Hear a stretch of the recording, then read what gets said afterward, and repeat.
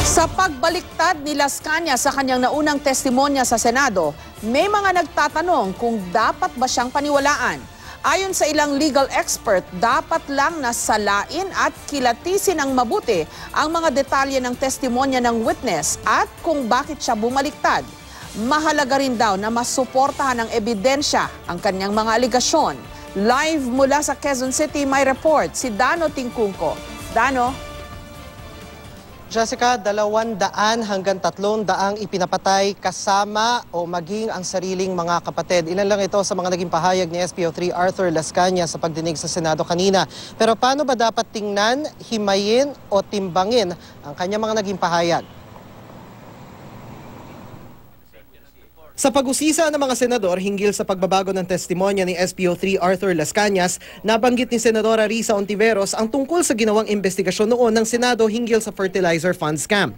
Base raw sa kanilang record, tinanggap ni Noe Blue Ribbon Chairman Senator Richard Gordon ang pagbabago ng pahayag ng witness na si Julie Gregorio hinggil sa presyo ng fertilizer. Nag-research po ako, Mr. Chairman, ng mga kaso, mga instances dati na yung recantation ay napag-alaman ng Senado din na mas magandang source ng katotohanan sa ini-investigate kesa pa yung recanted na mas maagang testimonya. Tila ganito raw ang nangyayari ngayon kay Las Cañas na binawi ang kanyang unang pahayag hinggil sa Davao Death Squad.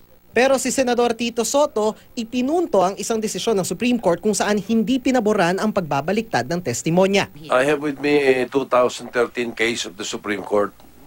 And the Supreme Court says they have consistently maintained not to give credence to an affidavit of recantation.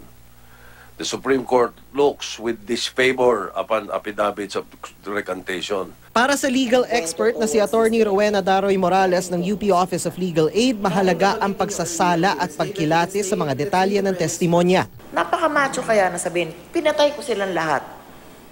O binugbog ko silang lahat. Depende na eh. Ewan ko kung anong mawawala sa kanya. Now, kung bakit niya kailangan sabihin yon or ano ang magiging benefit sa kanya. Kung gusto mong sabihin, inutusan lang po ako. Sorry, inutusan lang po ako ni Mr. X na patayin yan, 200 na yan. Sino yung 200 na yon?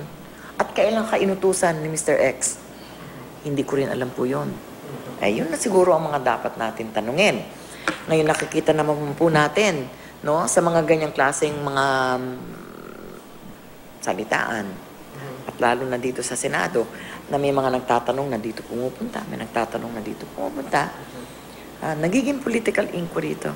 Sa usapin ng pagbabaliktad ni Las Cañas, sabi ni Atty. Daroy Morales, ang unang dapat tignan ay hindi yung una o pangalawang pahayag, kundi ang mga nangyaring nagtulak sa ganitong pagbaliktad.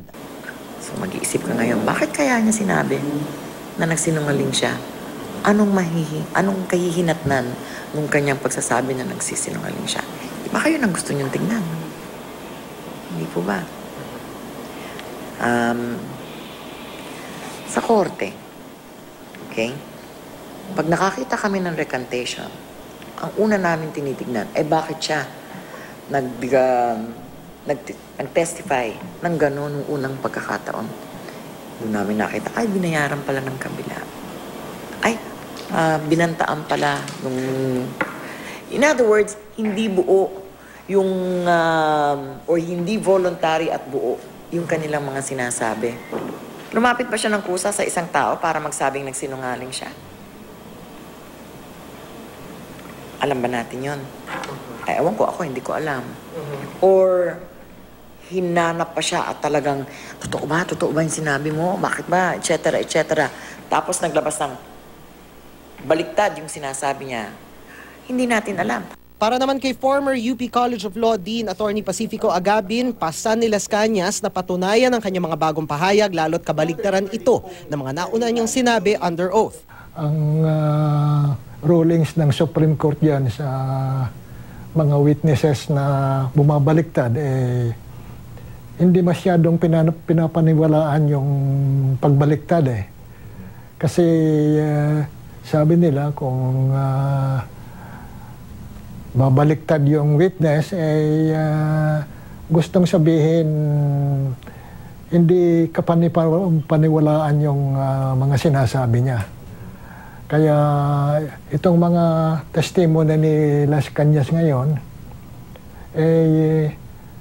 ma-prove lang ito ang totoo kung malaman natin kung sino talaga ang namatay, kung sino ang pumatay, at saan inilibing. At kailangan makita yung katawan ng patay.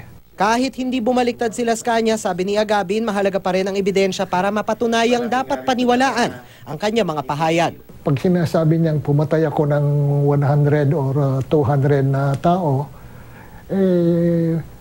plain statement lang yun na walang mahirap paniwalaan hanggang malaman kung anong circumstances ng pagpatay, sino yung taong pinatay, saan linibing.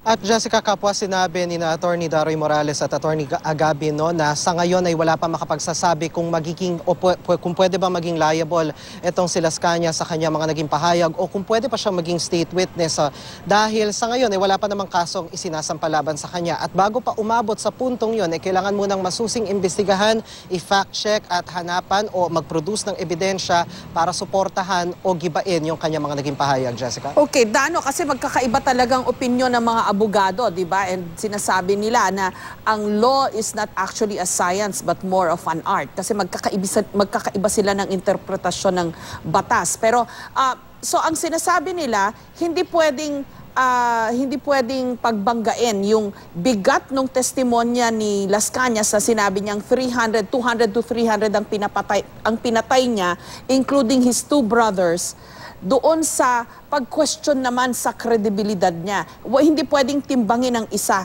Ganun ba yon? Ayun bang sinasabi ng mga abogado? Tama, Jessica, parang yung statement kasi ni Las Cañas kanina, yung parang 200, 300, kung titignan mo siya on the surface, yes, mabigat siya. Yes, kumbaga, talagang pagbubunyag siya kung titingnan mo on the surface. Pero kasi ang sinasabi halimbawa ni Attorney Daroy Morales, if we were to put ourselves in the situation of Las Cañas, kahit sino pwedeng magsabi ng ganung pahayag.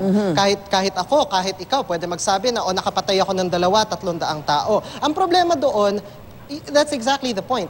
Kahit sino pwedeng magsabi ng ganong o magbitaw ng ganong mga salita nang wala namang naibibigay na anumang pruweba. So una, yun muna ang kailangan tingnan. Anong pruweba mo dito? So yung sinasabi ni Attorney Daroy Morales na pangalanan mo yung mga patay. Pag sinabi mong 200 pinatay mo, pangalanan mo lahat sila, ilocate mo kung nasaan, kailangan ma-exhume. Katulad ng sinasabi ni Attorney Agabin naman. Doon naman sa issue ng credibility, yung pagbaliktad, kasi may mga abogado na nagsasabi na the fact na bumaliktad siya, that already questions the credibility of the witness or kung sino man yung nagbibigay ng mga ganong kabigat na pahayag. Meron din ng mga nagsasabi na, you have to give it the benefit of the doubt. Kung titignan daw, halimbawa, itong sinasabi ni Attorney Daroy Morales, yung sinasabi nila, yung binibigyan ng second appreciation or second look ng korte karaniwan, yung mga pagbaliktad. Kasi kahit meron kang perjury, kailangan din makita yung circumstances bakit bumaliktad. She illustrated yung mga examples. Merong mga compelling reasons for that. Ngayon, kung ito bang mga naging pahayag, ilalagay natin yung sarili natin sa sitwasyon ng Senate hearing, kung totoo ba itong mga naging pahayag ni Las Cañas. So hindi, wala makapagsasabi dahil nga, to begin with, this is a political inquiry. Kung napansin ni Attorney Daroy Morales at napansin mo rin kanina sa iyong naging obserbasyon na yung tanong ng mga nakahilig sa administrasyon, sa mga nakahilig sa oposisyon, nakahilig dun sa kanilang leanings, Jessica. Okay. Maraming salamat sa iyo. Dano Tingkungko.